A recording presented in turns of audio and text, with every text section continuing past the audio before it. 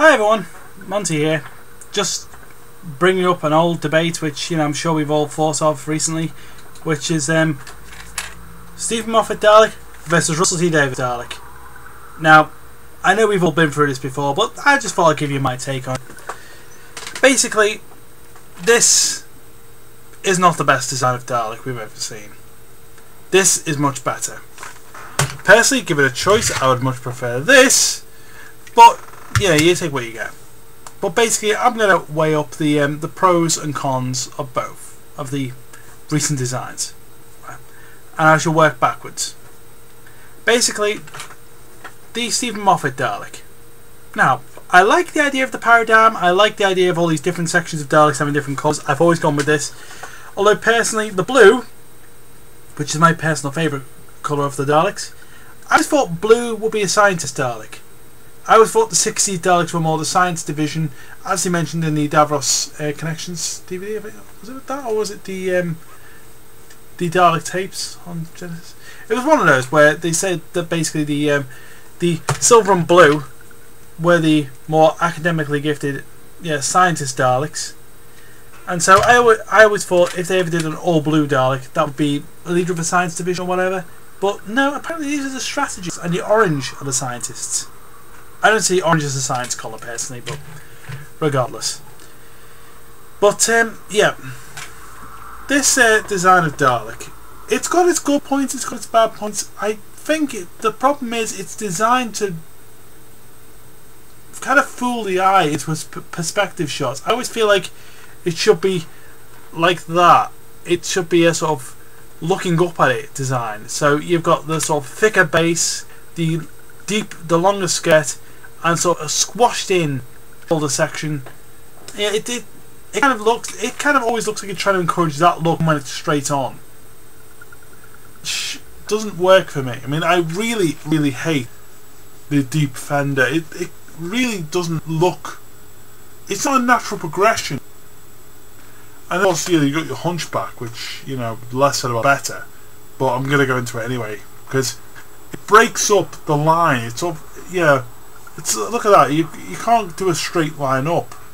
Whereas, the Russell T Davies era Dalek, you have a straight line go straight up, and even right back to the 60s, you've got the same straight line up.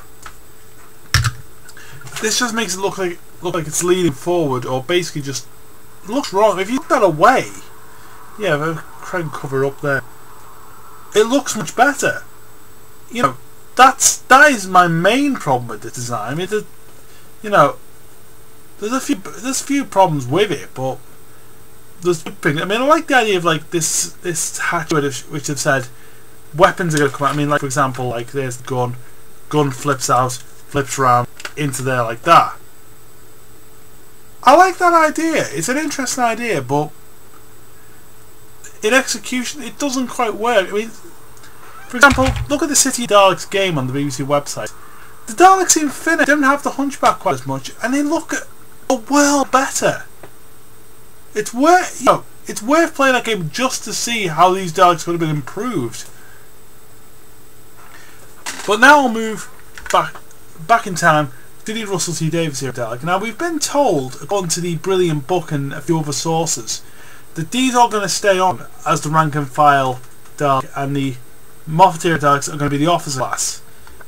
I was hoping they'd do that. Until I see it on television, I won't 100% believe it. But if they do that, I'll be really happy, because I don't have a problem with officer Daleks being different. And otherwise, I'd hate the Journey's End Supreme, which the colour I love, except when it's on that big harsh line. But when it goes down to into the basement, and it's got that sort of really sort of dark red, it looks gorgeous. When it's got that light on it, it kind of looks tomato soup red. I don't like, but regardless, that's a rant for another video. But this design of Dalek, I love. I mean, I love the fact that they basically took all the most sort of the best features of all the Daleks in the past, be it from TV, movie, comic strip, whatever. They put it together and it looks gorgeous. My only sort of bone of contention with this design is the colour. I don't really like the bronze. It's on with a gunmetal or the silver and blue. Even Imperial White and Gold would have looked better, but the bronze, I don't know.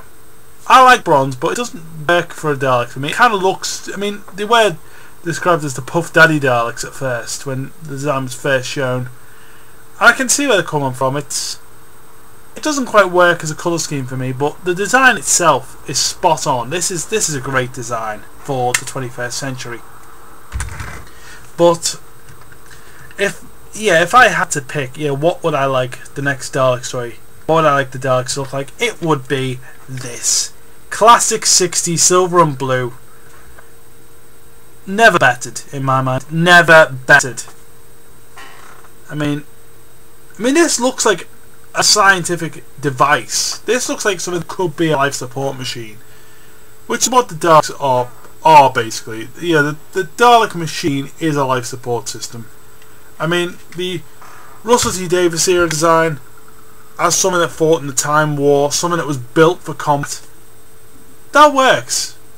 Yeah, I love that.